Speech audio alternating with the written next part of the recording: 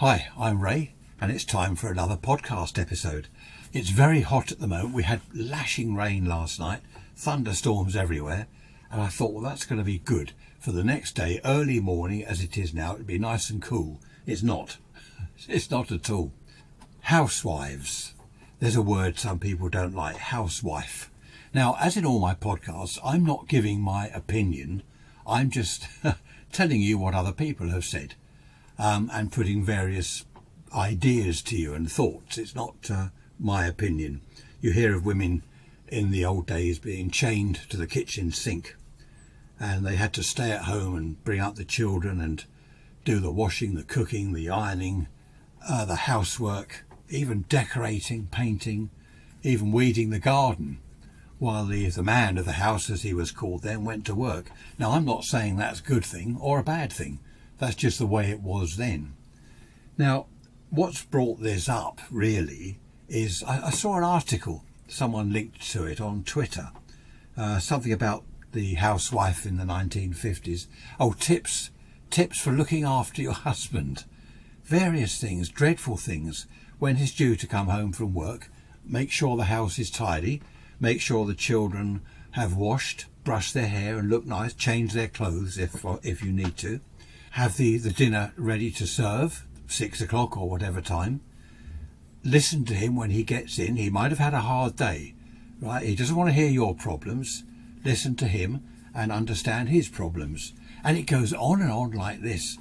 And I was thinking, hang on, this is interesting. Now, I remember the 50s very well, but I was looking at the 50s obviously through the eyes of a child, which I was. I was born in 51, so as you can imagine, throughout the 50s, the early 60s, I was a child, and I loved it. I thought they were great times. But what was it like for a so-called housewife back in those days, 50s, early 60s? I spoke to several elderly ladies in their 80s, not least my mother, who was very interesting. I said to her, did you feel that you were chained to the kitchen sink? Your husband was out to work, he was doing his thing, probably meeting other people at work and even having some sort of social life at work while you're stuck at home. And she said, oh no, she said, I loved it. I loved having babies, bringing up children. She said, I really did love it. So I said, what about other people? Friends, other people of your age, what about them? We all loved it, she said. We all loved it. We were all happy. That was her word. We were all happy. I suppose, as I put to her, she didn't know any different. This was the thing. If you don't know any different, then you sort of, oh, well, this is my lot. This is what I'm doing. Make the most of it, and I'm happy. But she did say, looking back, they were happy days. They weren't days where now she's thinking, well, that was awful. Looking back, I did all the housework. I was stuck there. It wasn't like that at all. Another elderly lady I spoke to, she said that she liked 10:30 every morning. They had a coffee morning in her road. There are about 8 of them, and they meet in a different house every morning at 10:30, only for half an hour or so. Have a chat, quick cup of coffee, catch up on the local gossip, then back to the housework. And she said exactly the same thing. We all loved it. I was hoping to get some of these elderly ladies on the microphone. Several people have said to me recently, why don't you interview people? I'd love to, but of course we've had this lockdown and masks and 2-metre distancing, so it's not possible at all. But once all this is over, which it will be one day, I'd like to interview people, get them into the studio. Do you like that? Studio. I won't tell you where I am. I think I've told you where I am, haven't I? Recording this. Anyway, as far as you're aware, this is my studio. So it would be nice to actually interview people. Now, one of the elderly ladies, she did confess that she was not happy. And I said, well, why is this? You're out on your own. Everyone else seems to have been happy. She didn't like her husband. Now, back in those days, I knew this anyway, but she went on to say that the house was in the husband's name, so she couldn't escape. If she wanted to leave, get a divorce, well, she could. She was free to leave. But where would she go? And she said to me that this is the awful part about it. She had been left quite a lot of money when she was in her teens. She married in her 20s. Her money paid for, well, most of the house. I think she said they had a mortgage. Her money paid for the majority of the house, the cost, and it was in her husband's name. It didn't matter who had supplied the money, who put the money up front. It didn't matter who bought the house. It was in her husband's name, and that's the way it was then. And I remember people saying, males older than me, obviously, that had houses then, my house. It was always, oh, my house, I bought my house, and I've been modifying this and so on my house. I've always said our house. If I'm talking to anyone about where I live, I talk about our house. Now that's a major difference.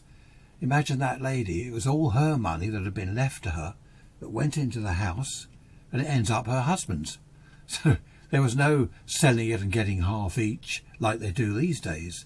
So she said that she wasn't at all happy. But of course, not everyone was unhappy with their husband back then. In fact, in the Victorian times, just quickly, it was not at all uncommon for the man of the house to go out in the evening. His wife wouldn't ask where he's going or what time he was coming back. And it was quite a well-known fact that most of the husbands that went off out in the evening, they had a mistress. And it was accepted. It was just the way it was. Can you imagine that now? Imagine someone saying to their wife now, just popping out, and they daren't ask where he's going or how long he's going to be or who he's with. I mean, it'd be dreaded. Well, instant divorce these days, and half each on the property. Anyway, that was the Victorians' problem. Back to the 50s, my mother did point out something that I don't know why, it hadn't occurred to me. She said, think about the war years. Now, I wasn't there, obviously, but think about the war years, the land girls, the girls all in machine shops, factories, operating lathes, milling equipment, building tanks, ammunition, guns, all this sort of thing. It was all the girls, wasn't it, while the men had gone off to war. And of course, a lot of them loved it. They loved going out to work. They had their own money. They had their freedom. They met people at work. They made friends with other girls. When the war was over, the chaps all came home. They wanted their jobs back. So the girls then, that was it. They went back to where they were, back to square one. They didn't go to work. They were stuck at home. If they were married, they're back doing the housework or whatever. If they weren't married, the prospect of getting married basically was just becoming a housewife after they'd had a taste of going to work and earning their own money and that freedom that brings. In fact, one of the elderly ladies that I spoke to said to me that she knew a couple of girls that had some money of their own and they didn't want to get married. They wouldn't get married because that money would disappear. It would become the property of the husband. You didn't have your own money. So, yeah, some of them didn't want to get married. I think she said they did go on to get married later on when things changed a little bit. Very strange times when you think about it. They say it's a man's world. Well, it certainly was then. The man, it seemed, could do what he liked. I mean, the idea was that the woman bring up the children and do the housework, and the man was the breadwinner. He would earn the money to feed and clothe them and house them and all that. It sounds good, but to me, looking back on, well, I did say I'm not going to offer my opinion, but it did seem to be, in those days, quite unfair in many ways. But, as I've said, the majority of women were very happy. My school years, once I got to secondary school, we were basically metalwork, woodwork. We were being trained at school as factory workers. When I look back afterwards, I thought, well, I didn't actually learn a great deal other than in the machine shop, the woodwork shop, a bit of history and a bit of maths and all that sort of thing. But that did seem to come secondary to the factory worker kind of moulding. And the girls, of course, the girls at school, they went to domestic science classes. I remember my sister, she did. And what that was learning how to cook, how to bake, basically how to become a housewife. So the boys were being trained as factory workers, if you like. The girls were being trained to become housewives. And that's the way it was. I suppose people didn't look at it any differently, apart from the few, of course, that had worked in the war, during the war years. These days it's a lot different. If both work, husband and wife work, the money's all put into the pot, and that's it. They deal with it from there. They both pay the bills, they're both in on it. they know what's going on. I know of a couple of men, more than that, over the years, where their wives have earned more than them, and they've absolutely hated it. To think that their wife is earning more money than the husband, they've hated it. To be honest, I don't care.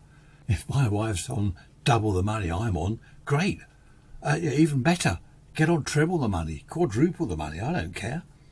I don't understand why. I don't know where that comes from. Perhaps that comes from the old days. I don't know, where the man was the breadwinner and now the woman is earning more than the man, so he's not the main breadwinner. I don't know, there's some problem there with quite a few people, actually. In fact, if my wife earned enough, I needn't work at all. Oh, that brings me on to house husbands. Now, I know a lot of people don't like that idea. A lot of men don't like that idea. I wouldn't mind. In fact, I did have a couple of years almost as a house husband, and I quite enjoyed it. Mind you, I did realise what hard work it was, because I had in mind that I'd be finished by 10:30, 11 o'clock. I'd have the day off.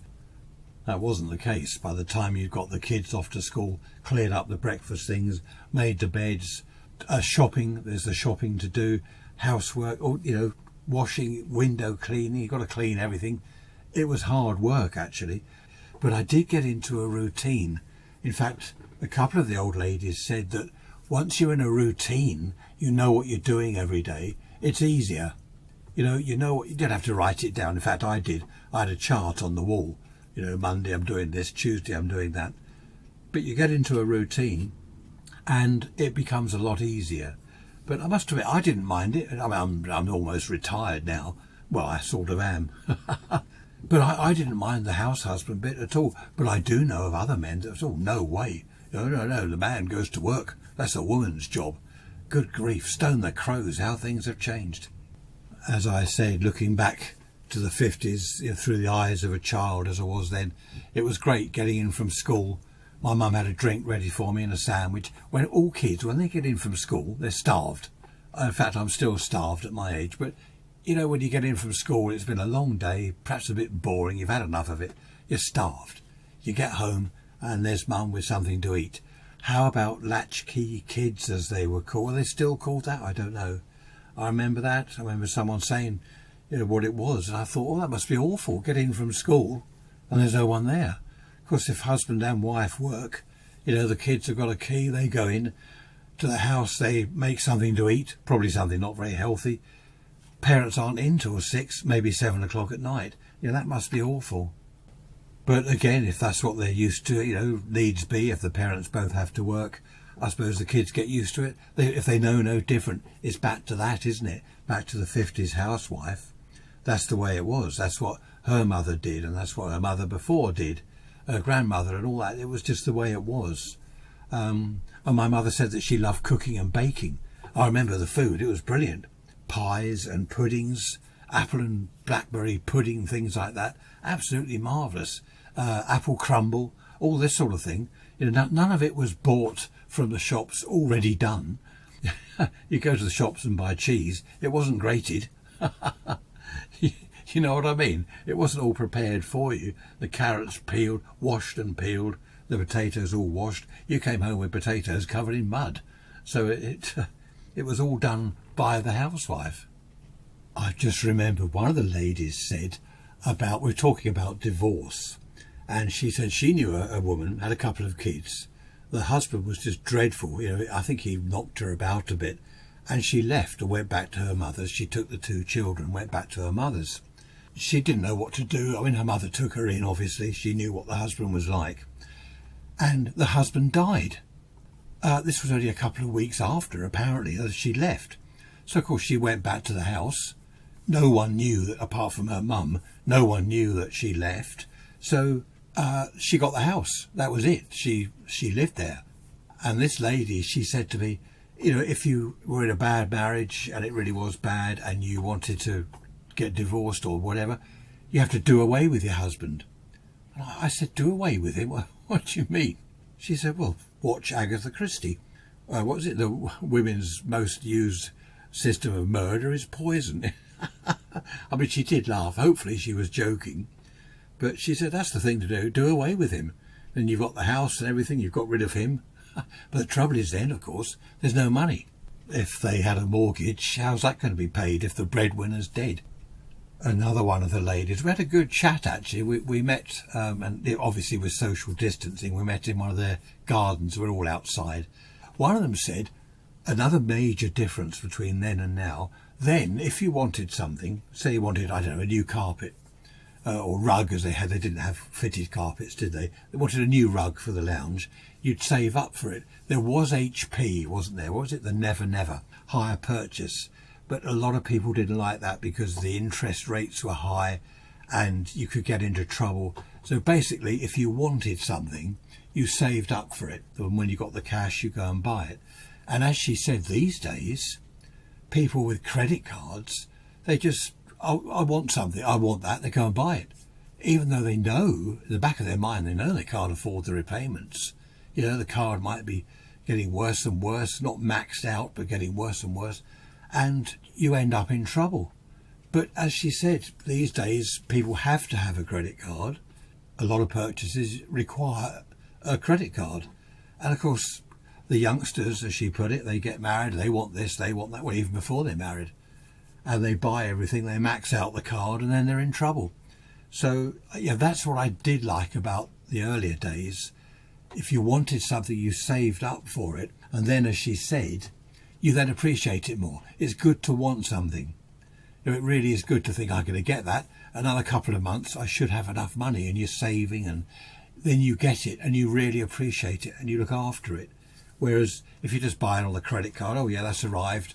A few days later, the novelty's worn off, go and buy something else. So yeah, I can see the point that she was making there.